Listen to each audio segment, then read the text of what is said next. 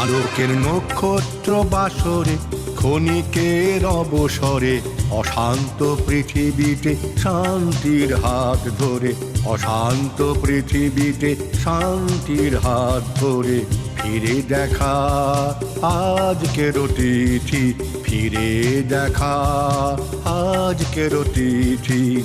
আলোকের নক্ষত্র বাসরে ক্ষণিকের অবসরে অশান্ত পৃথিবীতে শান্তির হাত ধরে, অশান্ত পৃথিবীতে শান্তির হাত ধরে ফিরে দেখা আজকের তিথি, ফিরে দেখা আজকের তিথি। আলোকের নক্ষত্র বাসরে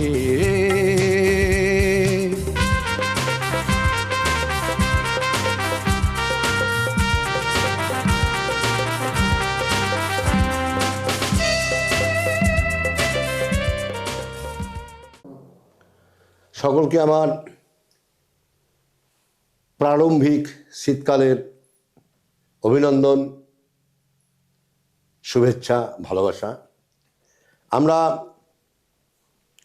রয়েছি হাই নিউজ টেলিভিশন নিবেদিত। আমি সিনিয়র সাংবাদিক এবং সঙ্গীত শিল্পী এবং অবশ্যই এই অনুষ্ঠানের পরিচালক মানবেন্দ্র চক্রবর্তী। নিবেদিত কথায়, সুরে, গানে, গল্পে ফিরে দেখা আজকের অতিথি, যেটি আমাদের অত্যন্ত জনপ্রিয় অনুষ্ঠান।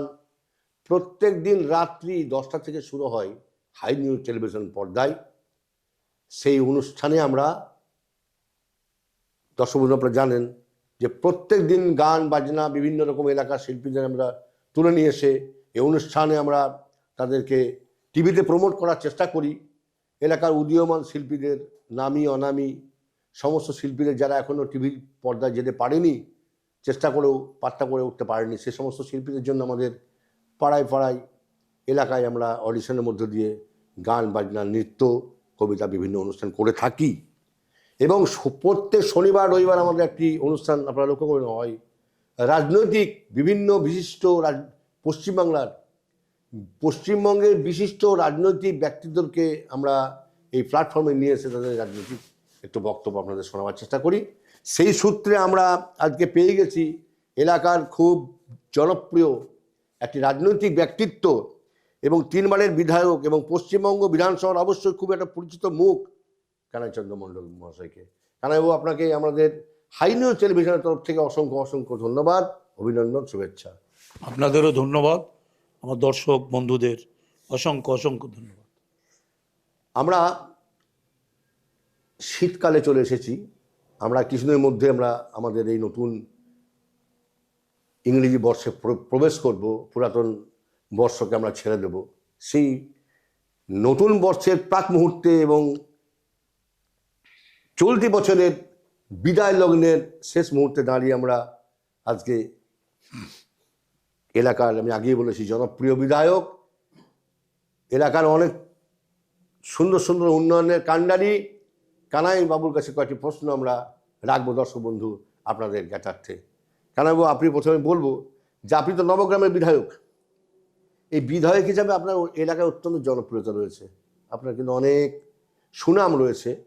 আমি সাংবাদিক হিসাবে আমি অনেকের সঙ্গে কথাবার্তা বলে দেখেছি যে আপনার তাদের মুখ থেকে আপনার অনেক সুনামের কথা, আপনার উন্নয়নের কথা বেরিয়ে আসে।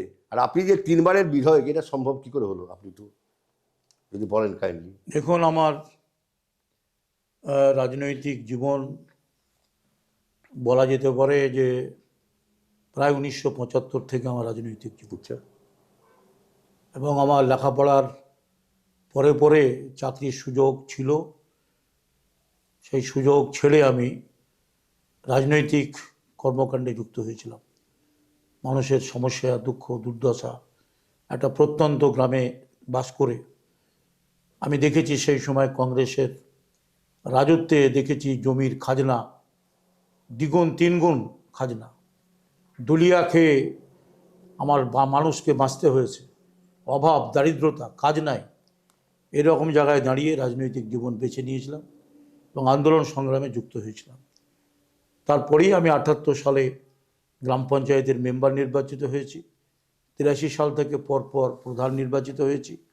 পঞ্চায়েত সমিতিতে আমি নির্বাচিত হয়েছি এবং তারপরে আমি 11 সালে বিধায়ক হিসাবে আমি নিযুক্ত হয়ে এখনও আমি বিধায়ক হিসাবে কাজ করছি।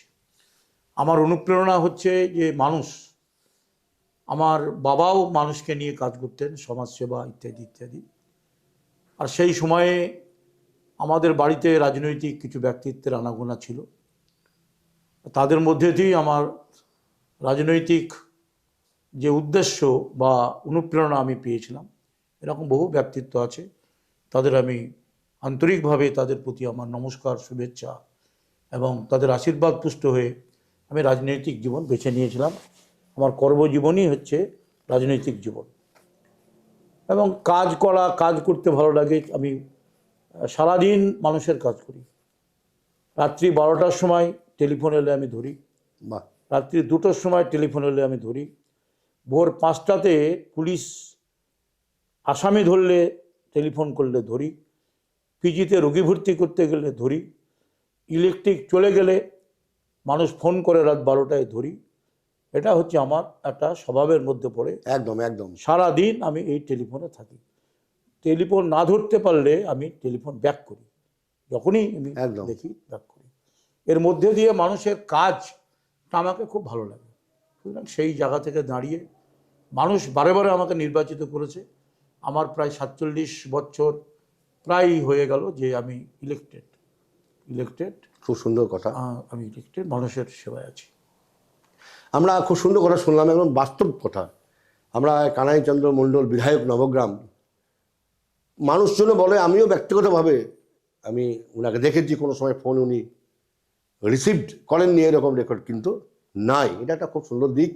উনি আগে নিজেই বলেছেন যে আমি ফোন রিসিভ করি, সমস্ত সময়টাই মানুষের জন্য উনি ব্যয় করেন, মানুষকে রেসপন্স করেন। কিন্তু আমরা দেখেছি এলাকার অনেক বিধায়ক রয়েছে, আমি আমি একজন সাংবাদিক হিসেবে বলতে পারি যে তারা কথা বলার দূরের কথা, সমস্ত মানুষের ফোন রিসিভ করে না। এই একটা দাম্ভিকতা কিন্তু রয়েছে অনেক এমএলএ এমপির মধ্যে। আমি সাংবাদিক হিসেবে চ্যালেঞ্জ দিয়ে বলতে পারি, কারণ এখানে আমি করছি না।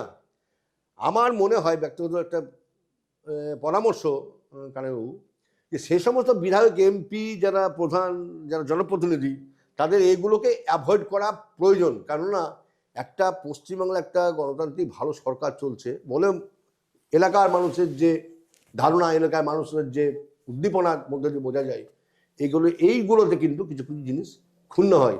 তারা কি সতর্ক কিছু করবেন এই ব্যাপারে? দেখুন, হচ্ছে যে আমি কি বলবো, আপনার পিতামহ কানাই চক্রবর্তী আমার দাদার মতো, অবশ্যই তার সঙ্গে আমি রাজনীতি করেছি। আপনার বয়স এখন প্রায় হয়তো 60-65-এর কাছাকাছি। না, 60-এর কাছাকাছি চলে যাবো। চলে যাবে।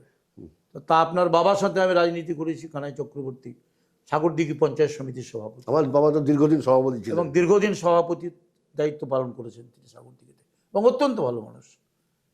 তাদের কাছ থেকে আমরা অনুপ্রেরণা পেয়েছি আমরা এই রাজনীতি করার। এরকম অনেক ব্যক্তিত্ব আছে। গোটা মুর্শিদাবাদ জেলায় আমি সাংগঠনিক দায়িত্ব নিয়ে কাজ করেছি। এমন কোনো ব্লক নয় যে ব্লকে আমি রাজনীতি করিনি, বক্তৃতা দেইনি, গ্রামে যাইনি।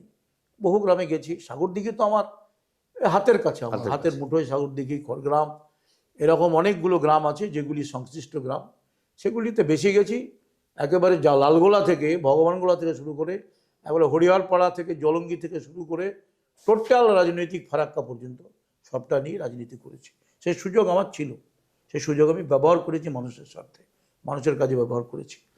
তো আমি তো অনেক সময়তেই বলি আমার যারা সহকর্মী, বন্ধু, এমএলএ এমপিদের, ফোন না পেলে আমি তাদেরকে গালিগালাজ করি, বলি ফোনটা তোমরা ধরো না কেন, বলি। একদম একদম। এবং এমনকি আপনাকে আমি এটা বলে রাখি যে সেটা হচ্ছে যে আমার ফোন যদি কেউ রিসিভ না করে, আমি একবার চেষ্টা করি, দুবার চেষ্টা করি, তিনবার চেষ্টা করি, তারপরে যদি না ধরে বা কোনো ব্যাক না করে দিই, আমি তাকে আর ফোন করি না। সে এসপি হতে পারে, সে ওসি হতে পারে, সে যে কেউ হতে পারে, একদম একদম। আমি তাকে আর ফোন করার প্রয়োজন মনে করি না। এবং আমি মনে করি যে তিনি তার দাম্ভিকতা থেকেই হয়তো তিনি ফোনটা ধরছেন না। আমাদেরকে খুব ছোট মানুষ মনে করে, বা আমাদের রাজনৈতিক ক্ষমতা খুব সীমিত, আমরা সীমিতর মধ্যেই থাকতে চাই। আমরা জনগণ নিয়ে থাকতে চাই, আমরা কখনো কোনো স্পর্ধা মানুষের কাছে দেখাবার একদম সুযোগ থাকে না এবং আমরা এটা করি না। আমরা এই ধরনের রাজনীতি করি মানুষকে নিয়ে। আপনি সকালবেলায় গিয়ে দেখতে পাবেন যে আমার বাড়িতে 200-300 লোক বসে হ্যাঁ আছে। দেখেছি আমরা। পয়সার জন্য কেউ আসে না, পয়সা নাই আমার, মানুষ পরিষেবার জন্য আসে। রাত্রি 9টা থেকে ফোন আসে, আমার বিধায়ক ফোন করেন। লালগোলা থেকে ফোন আসে, আমার বিধায়ক ফোন করেন। আমার অনেক বিধায়ক ফোন করেন যারা রোগী ভর্তি করা থেকে শুরু করে বিভিন্ন সমস্যা নিয়ে আমার কাছে করেন। শুধু আমার এই জেলার না, বাইরের জেলারও আমার বিভিন্ন সমস্যা নিয়ে ফোন করে। এমনকি একটা সময় ছিল যখন আমি টানা প্রধানের দায়িত্ব পালন করেছি, পঞ্চায়েত সমিতির দায়িত্ব পালন করেছি। এই লালবাগের আমার সাবকোর্ট হচ্ছে লালবাগ, এখানে আমাদের sub division court, sub division. তো লালবাগ থেকে উকিলরা আমার কাছে এসেছিল অভিযোগ নিয়ে আমার কাছে এসে বললো যে আমরা 12-13টা উকিল এসেছি। তখন এত উকিল ছিল, অ্যাডভোকেট ছিল না। তো 83-84-85 এরকম সালের দিকে, 90 আচ্ছা এরকম সময় ধরে যখন গোটা নবগ্রামের সমস্যা আমি মিটিয়ে দিচ্ছি, কোনো কেস লালবাগে যায় না। আমাকে বললো আপনাকে বেতন দিতে হবে আমাদের, আমরা কি খাবো? রেকর্ড হচ্ছে 10-12 বছরের রেকর্ড বলছে কোনো 2-3টা মার্ডার কেস ছাড়া একটা কেস আপনার লালবাগে যায়নি, কোর্টে যায়নি।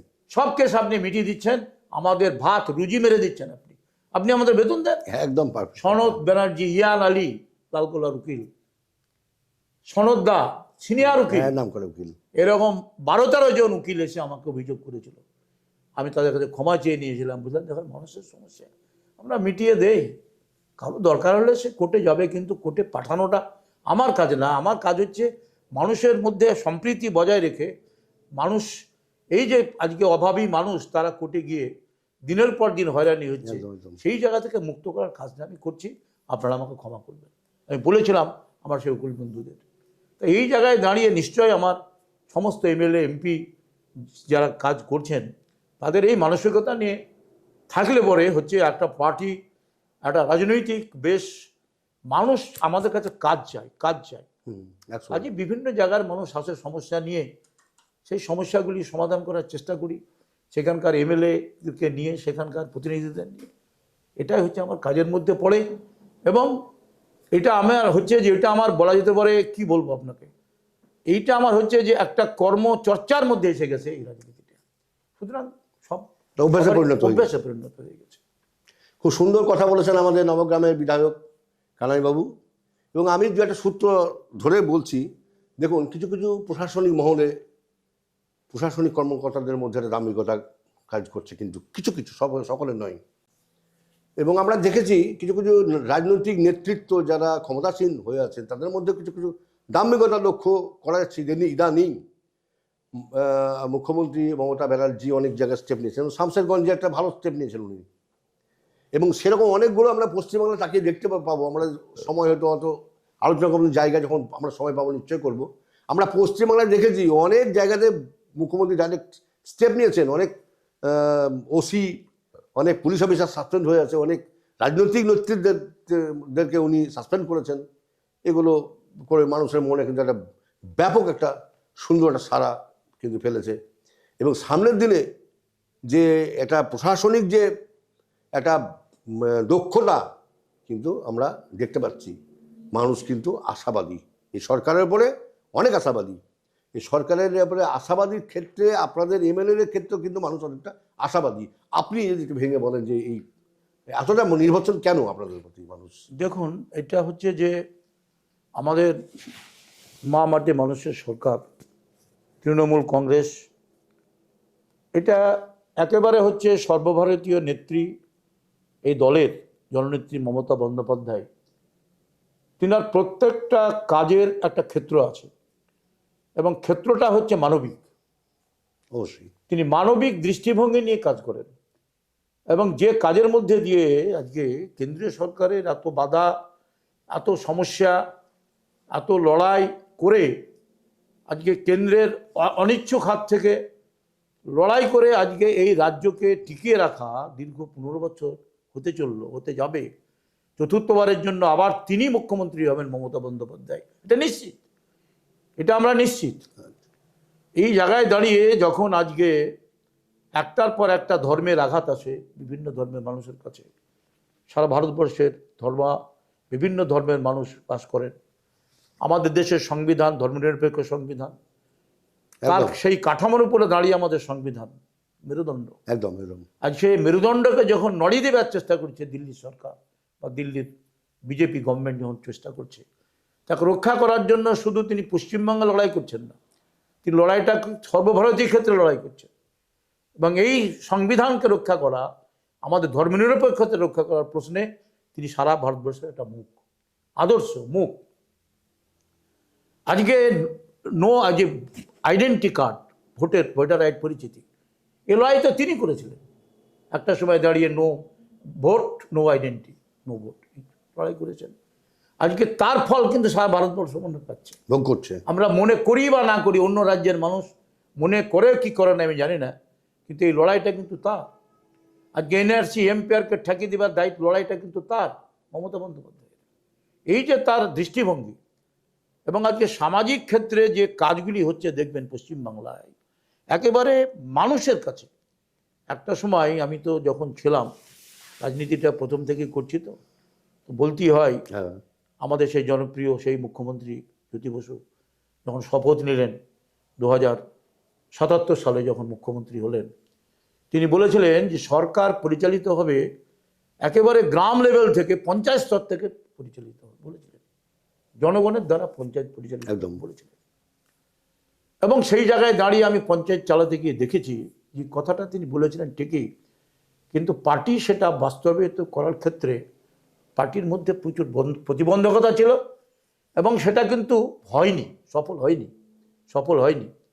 যে কাজটা করতে পারেননি, সেই কাজটা জননেত্রী মমতা বন্দ্যোপাধ্যায় হাতে কলমে তিনি আজকে প্রমাণ করে দিয়েছেন যে সরকারটা চলছে সরকারের জায়গায়, কিন্তু আজকে গ্রাম লেভেলে মানুষের মতামত নিয়ে কাজ করা, তার জন্য পাড়ায় সমাধান, পঞ্চায়েত স্তরে সমাধান, পাড়াতে টাকা দিয়ে মানুষের মতামত নিয়ে স্কিম তৈরি, একেবারে দুয়ারে সরকার, দুয়ারে সরকার, এই জায়গায় পঞ্চায়েতকে নামিয়ে নিয়ে এসছেন, এটা বাস্তবায়িত করেছেন। এবং নতুন নতুন প্রকল্প, ভাবনা চিন্তা, এই যে ধরুন রূপশ্রীর মতো প্রকল্প, কন্যাশ্রীর মতো প্রকল্প, কেন আমরা মহিলারা পিছিয়ে থাকবে? একদিকে লেখাপড়ার আগ্রহ, আর একদিকে গরিব মানুষকে কিছুটা সহায়তা, আর্থিক সহায়তা বিবাহের জন্য, এবং 18 বছরের বাল্যবিবাহ রোধ। এই জায়গায় দাঁড়িয়ে তার যে এই যে দৃষ্টিভঙ্গি, তিনি যাচ্ছেন একটা মিটিংয়ে, একটা বাচ্চা ছেলে খালি পায়ে যাচ্ছে, তার পায়ে জুতো নাই, এই যে জুতো, এই যে তার ছাতা, এই যে তার হচ্ছে বিনা পয়সায় বই, খাবার দাবার, লেখাপড়া, শিক্ষা, আজকে সব ক্ষেত্রে একটা ভাবনা চিন্তার মধ্যে দিয়ে তিনি তার বাস্তবটাকে উপলব্ধি করেছেন। এই যে যাচ্ছেন বিভিন্ন জেলায়, একদম আগে যেত না, ওই আমলে, কংগ্রেস আমলে দেখেছি, বামফ্রন্টের আমলে দেখেছি, কোনো মুখ্যমন্ত্রী গিয়ে কোনো জেলায় গিয়ে প্রশাসনিক সভা হেন তেন করতেন না, ওই রাইটার্সে বসে কাজ করতেন। এটা বাস্তবায়িত করতে পারেননি, যে কথা বলেছিলেন সেটা আজকে জেলায় জেলায় সফর, জেলায় জেলায় প্রশাসনিক মিটিং, একেবারে দাঁড়িয়ে হচ্ছে যে এই যে কাজ, এই কাজের মধ্যে দিয়ে তিনি বাস্তবটা অনুভব করতে পারেন। আর বাস্তবটা অনুভব করতে পারেন বলে আজকে কৃষক বন্ধুর মতো প্রকল্পে আজকে চাষিকে উৎসাহিত করা, তার পাশে দাঁড়াবার জন্য 10,000 টাকা।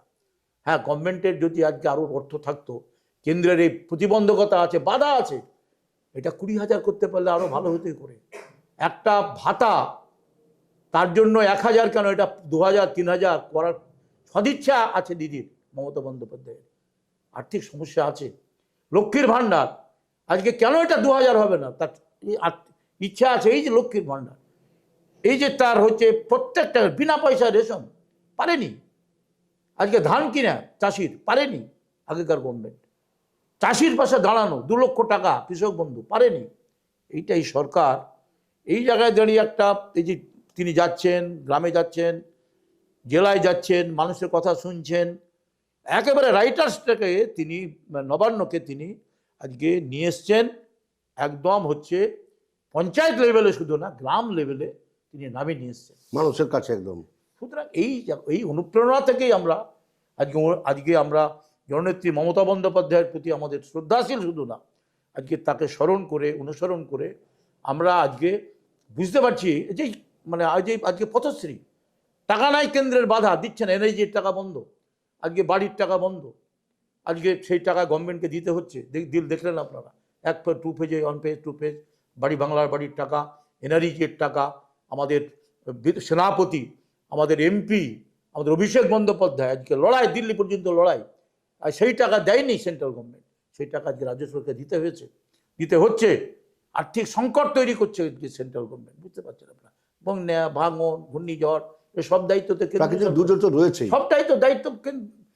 ভাঙন, দুর্যোগ, লাইলা, আইলা, এই যে বিপর্যয়ের দায়িত্ব হচ্ছে কেন্দ্রীয় সরকারের। একটা দায়িত্ব পালন করেনি, অন্য রাজ্যে করে, এ রাজ্যে করে না। সেই জায়গায় দাঁড়িয়ে আজকে সরকার চালাতে গিয়ে আজকে বহু সমস্যার মধ্যে দাঁড়িয়েও আজকে মানুষের এই যে পরিষেবা, আজও বিনা পয়সায় রেশন, আজও লক্ষ্মীর ভাণ্ডার, আজও হচ্ছে যে তার রূপশ্রী, কন্যাশ্রী, অজস্র আজকে স্বয়ম্বর গোষ্ঠী, তাই দিয়ে গ্রামকে পরিচালিত করা, মানুষকে আর্থিক উন্নয়ন ঘটানো, এই কাজ নিয়ে চালিয়ে যাচ্ছেন। এই যে অনুপ্রেরণা, এই যে ভাবনা, পথশ্রীর রাস্তা, আজ কালকে থেকে আজকে পর্যন্ত আমি প্রায় 11টা-12টা রাস্তা শিলান্যাস করলাম। মমতা বন্দ্যোপাধ্যায় আনুষ্ঠানিকভাবে করেছেন, আমরা প্র্যাকটিক্যালি গিয়ে আজকে আমরা সেই দিদির আজকে আমাদের পাঁচালী, যেটা মুখ্যমন্ত্রীর পাঁচালী, মানে যেটা পাঁচালী হয় বিভিন্নভাবে আপনারা জানেন, এইটা সেই পাঁচালী আজকে গ্রামে গ্রামে যে প্রচার হচ্ছে, অজস্র প্রকল্প প্রচার হচ্ছে। আজকে আমরা আনুষ্ঠানিকভাবে সকালেও আমি আজকে একটা প্রত্যন্ত রাস্তা, যা মানুষের হাই স্কুল যাওয়ার ক্ষেত্রে একটা প্রতিবন্ধকতা ছিল, খাজিরা থেকে নগরা প্রায় 2 কিলোমিটারের উপর 3 কিলোমিটার রাস্তা শিলান্যাস হলো, প্রায় 2.5 কোটি টাকার কাছাকাছি টাকা দিয়েছে রাস্তা। বাহ, খুব সুন্দর। আজকে কালকে আমাদের 5 গ্রাম থেকে বলাসপুর রাস্তা আছে, রাস্তা খারাপ হয়ে গেছে বর্ষায়, সে রাস্তা নতুন করে আবার হচ্ছে। আমাদের একটা রাস্তা হচ্ছে একেবারে দেড়ুল থেকে একটা রাস্তা, কুতুবপুর, জাফরপুর, একেবারে গ্রামের ভিতর দিয়ে একটা রাস্তা, সুন্দর যোগাযোগ হবে 5 গ্রামের সঙ্গে, সেই রাস্তার শিলান্যাস কালকে হয়েছে। আগামী কালকে একটা আমাদের ব্রিজ, একটা মানে দুভাগ হয়েছিল, সেই ব্রিজের শিলান্যাস হবে কালকে রঘুপুর থেকে চাঁলপাড় রাস্তায়। মেহেদিপুর থেকে একটা রাস্তা মুকুন্দপুর হয়ে শিবপুরের রাস্তা, কালকে তার হচ্ছে বিকেলে তার শিলান্যাস হবে, তার বিকালে। পরশু দিনকে শাহজাদপুরের একটা বড় রাস্তা, তার শিলান্যাস হবে। এই যে আরো অনেক রাস্তা ইতিমধ্যে বিভিন্নভাবে আজকে সরকার করছে। এই যে ভাবনা, এই যে মানুষের পরিষেবা, এই পরিষেবা জাগাতে আজকে কোনো সরকার ভারতবর্ষে নাই, ছিল না, আগে ছিল না। মানুষ আমরা কাদাই, এই কানাই চক্রবর্তী আপনার বাবা পায়ে পায়ে হেঁটে কাজ করেছে, জুতো ছিল না, পায়ে পায়ে হেঁটে গায়ে গায়ে ঘুরে কাজ করতে হয়েছে। আমরা গায়ে গায়ে কাজ করেছি, 1 হাঁটু কাদাতে হেঁটে রাতে 9টা-10টা করে মিটিং করে বাড়ি ফিরেছি। মানুষের সঙ্গে সংযোগ, এটা দরকার। এটা আজকে আমাদের অনেক এমএলএ, অনেকে আমাদের হচ্ছে যারা আছেন, জনপ্রতিনিধি আছেন, পঞ্চায়েত প্রধান আছেন, পঞ্চায়েত সমিতির সভাপতি আছেন, জেলা পরিষদের মেম্বার আছেন, পঞ্চায়েত সমিতি গ্রাম পঞ্চায়েতের মেম্বার আছেন, এই জায়গাটাতে একটা ঘাটতি থাকছে। এইটা যার জন্য আজকে গভর্নমেন্টের এত সাফল্যের পরেও আজকে সাম্প্রদায়িকতার সুযোগ কি করে পায়, তারা পাওয়ার কথা না। একদম একদম। কোনো ধর্মান্ধতা আজকে ঘটাতে পারে না। আজকে আমরা বক্তৃতা দিয়ে সেই কথায় ভুলে এসেছি, বিভিন্ন জায়গায় আছি, এ কথাই বলার চেষ্টা করছি। আজকে এই যে জাতপাত, ছোট জাত বড় জাতের রাজনীতি, আজকে ধর্ম নিয়ে রাজনীতি, একদম একদম বিভাজনের রাজনীতি, আজকে মূল টার্গেট করে আজকে কতগুলো দলে গেছে, টার্গেট করে এজেন্ট ফিট করে আজকে কোথায়, আরে আমার এত মন্দির হয়েছে, পাড়ায় পাড়ায় মন্দির হচ্ছে, দুর্গাপূজার পাড়ায় পাড়ায় টাকা দিচ্ছে গভর্নমেন্ট, আজকে তাদের পাশে দাঁড়াচ্ছে, অনুদান নিয়ে দাঁড়াচ্ছে। আজকে একটা পুরোহিত, আজকে মৌলানা, আজকে ইমাম, তাদের ভাতা, তাদের কবরস্থান থেকে শুরু করে ঘেরে দেওয়া, তাদের সাহায্য করা।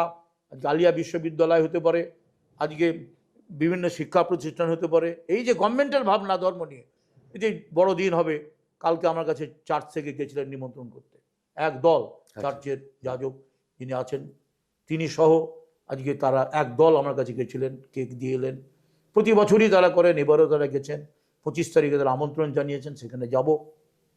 এই যে ধর্ম, যে আদিবাসীদের মধ্যে এই যে আপনার বড়দিন হবে, আমি আজকে 25 থেকে 30টা জায়গায় নিমন্ত্রণ পেয়েছি, প্রত্যেকটা জায়গায় আমি অ্যাটেন্ড করবো। আজকে বিয়ের অনুষ্ঠান বা যে কোনো অনুষ্ঠান হলে আমি প্রত্যেকটা জায়গায় অ্যাটেন্ড করি। আজকে মানুষের সঙ্গে সংযোগটা বাড়াবার, আজকে এই কথা জননেত্রী মমতা বন্দ্যোপাধ্যায় বারে বারে বলছেন বলি আজকে এইরকম কর্মসূচি তলাতে নিচ্ছেন।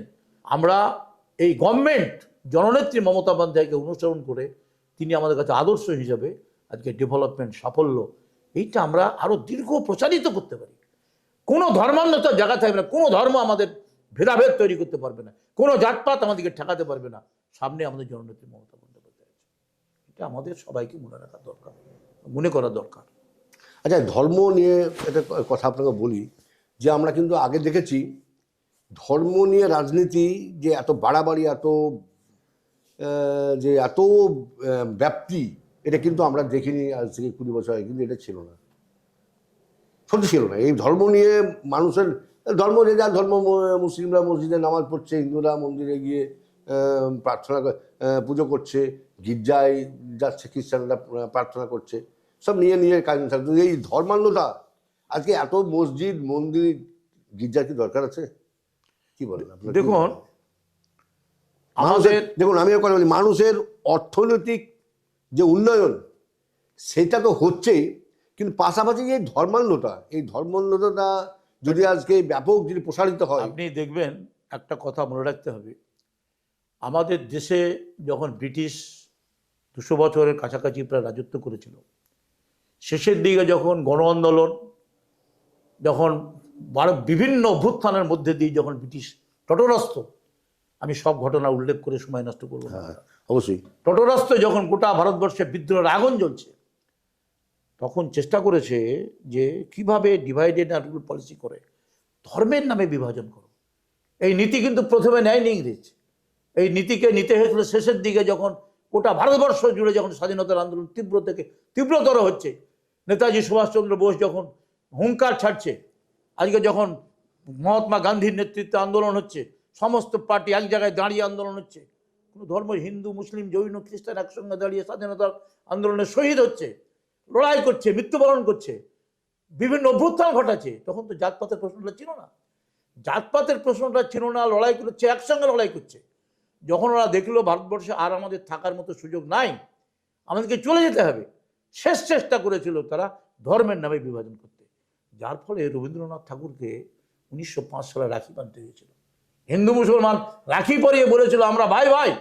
কবি নজরুলকে তার সেই লেখনীর মধ্যে দিয়ে গোটা ভারতবর্ষকে এক সুরে বাঁধতে হয়েছিল। রবীন্দ্রনাথ ঠাকুর, আমার কবি নজরুল ইসলাম, এক সুরে বাঁধতে হয়েছিল।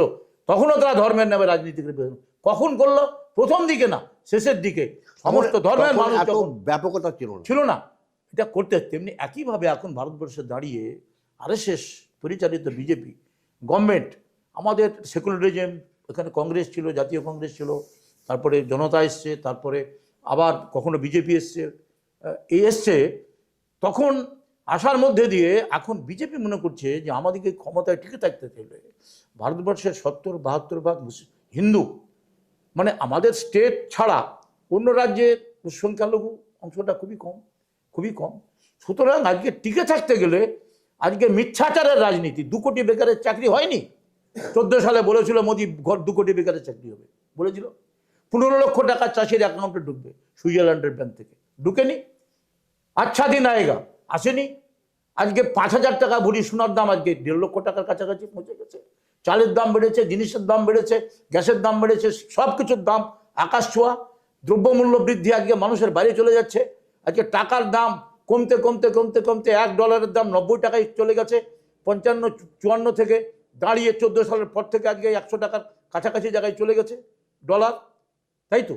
তাহলে এই যখন আজকে আমাদের অর্থভাণ্ডার যখন শূন্য, বৈদেশিক ঋণ নিয়ে দেশ চালাতে হচ্ছে, আর তখন যখন আজকে বিজেপির উপরে যখন অনাস্থা বাড়ছে বিজেপির উপরে, 14 সালের পর থেকে অনাস্থা যখন বাড়ছে, তখন তারা সর্বশেষ ধরেছে যে আমাদেরকে ধর্মের নামে আমাদেরকে টিকে থাকতে হবে। কিন্তু একটা কথা, ধর্মের নামে টিকে থাকতে হবে বলে আজকে অযোধ্যার মন্দির। একটা কথা বলি আপনাকে, এই ধর্মের ব্যাপারে কিন্তু বিরোধীদের অন্য প্রশ্ন, কিন্তু আজকে আমাদের জেলার, মুর্শিদাবাদ জেলার, আপনি অধীরবাবু বলুন, বামপন্থীরা বলুন, একটা কিন্তু প্রশ্নে ওরা এক জায়গায় এসছে, সেটা হচ্ছে বলছে বিজেপি এবং তৃণমূল দুটোই কিন্তু আরএসএস এর চর। এটা আপনি একটু, কারণ এটা ওদের হয়তো রাজনৈতিক ফয়দা তোলার জন্য বলছে। আচ্ছা, এটা যদি হয়, ধরেন পশ্চিমবাংলাটা বাদ দেন, পশ্চিমবাংলাটা আপনি বাদই দেন, আপনি উত্তরপ্রদেশ ধরেন, উত্তরপ্রদেশে তো কংগ্রেস ছিল, কংগ্রেসই তো আমরা প্রধান শক্তি। তাই তো নাকি? হ্যাঁ অবশ্যই। তা উত্তরপ্রদেশে কংগ্রেস শূন্যের জায়গায় যাচ্ছে কেন? আজকে পশ্চিমবাংলাটা বাদই দেয়, এখানে আমরা আরএসএস এর চর কি কাজ চরটা পরে এসেছি। তাহলে আজকে বিহারে দাঁড়িয়ে আজকে ওই অধীরবাবু তো বিহারের দায়িত্ব নিয়েছিল, রাহুল গান্ধী তো দায়িত্ব নিয়েছিল, ভোট করেছিল, সেখানে দাঁড়িয়ে আজকে গোহারা হারে হারলো কেন? সারা ভারতবর্ষে ডবল ইঞ্জিন সরকার হচ্ছে, ভারত হচ্ছে যে রাজ্যে রাজ্যে হারছে, ভারতবর্ষে হারছে। আর সেই জায়গায় দাঁড়িয়ে হচ্ছে যে যদি আজকে এই কথাই যদি হয়, তাহলে কংগ্রেস ভারতবর্ষে নিশ্চিহ্ন হতে হতে শেষ জায়গায় যাচ্ছে কি করে? পশ্চিমবাংলা বাদ দেন, পশ্চিমবাংলায় কংগ্রেস শূন্য, সিপিএম শূন্য, এখানে শূন্য জায়গায় চলে গেছে। আচ্ছা আমরা একটু ব্রেক নেব কাকাবাবু, যে ব্রেকের পরে আমরা আরও উন্নয়ন এবং বিভিন্ন ইস্যু নিয়ে আমরা আসবো, আরজিকর নিয়ে আসবো, আরও বিভিন্ন ইস্যু নিয়ে আমরা আসবো। দর্শক বন্ধু, আমরা একটা ব্রেক নেব। আপনারা দেখছেন হাই নিউজ টেলিভিশন নিবেদিত, আমি সিনিয়র সাংবাদিক এবং সঙ্গীত শিল্পী মানবেন্দ্র চক্রবর্তী পরিচালিত কথায় সুরে গানে গল্পে ফিরে দেখা আজকের অতিথি। একটি মূল অনুষ্ঠান, অত্যন্ত জনপ্রিয় অনুষ্ঠানের আজকের পর্বে আমাদের রাজনৈতিক পর্যালোচনা। আমরা এই বিরতির পরে আবার ফিরে আসবো, কোথাও যাবেন না, একটু ওয়েট করুন।